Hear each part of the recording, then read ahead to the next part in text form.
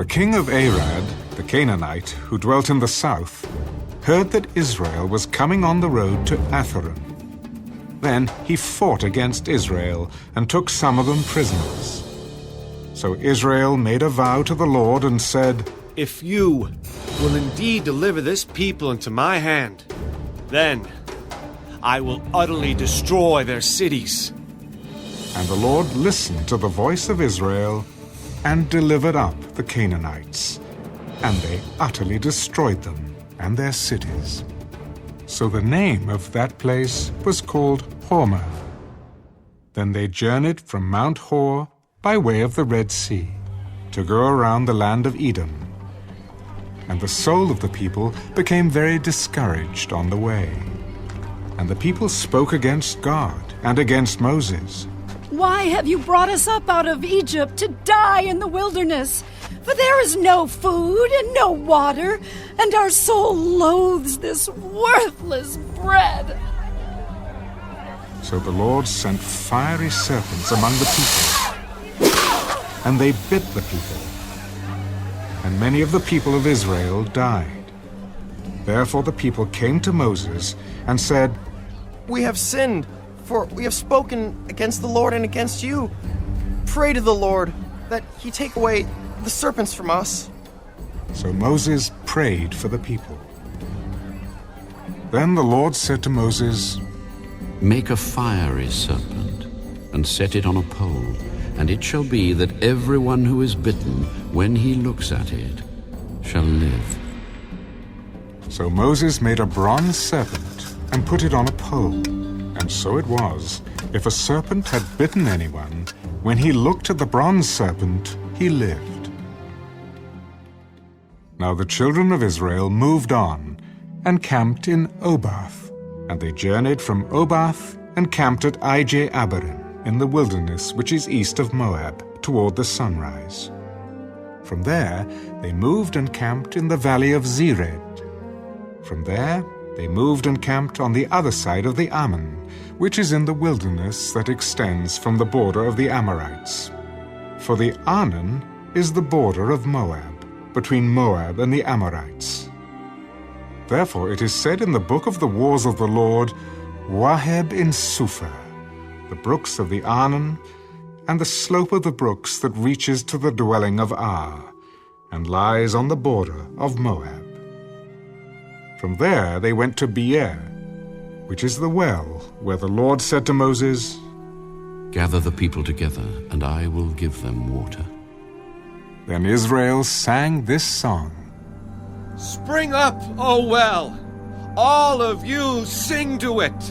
The well the leaders sank, dug by the nation's nobles, by the lawgiver with their staves."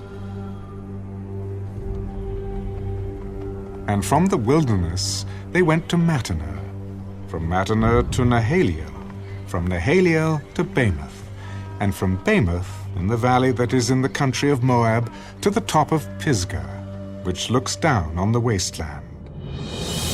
Then Israel sent messengers to Sihon, king of the Amorites. "Let me pass through your land. We will not turn aside into fields or vineyards. We will not drink water from wells. We will go by the king's highway until we have passed through your territory." But Sihon would not allow Israel to pass through his territory. So Sihon gathered all his people together and went out against Israel in the wilderness. And he came to Jahaz and fought against Israel. Then Israel defeated him with the edge of the sword, and took possession of his land from the Arnon to the Jabbok, as far as the people of Ammon. For the border of the people of Ammon was fortified. So Israel took all these cities, and Israel dwelt in all the cities of the Amorites, in Heshbon and in all its villages. For Heshbon was the city of Sihon, king of the Amorites, who had fought against the former king of Moab, and had taken all his land from his hand as far as the Arnon. Therefore those who speak in Proverbs say, "Come to Heshbon, let it be built, Let the city of Sihon be repaired. For fire went out from Heshbon, a flame from the city of Sihon. It consumed Ar of Moab, the lords of the heights of the Arnon. Woe to you, Moab! You have perished, O people of Chemosh. He has given his sons as fugitives and his daughters into captivity to Sihon, king of the Amorites.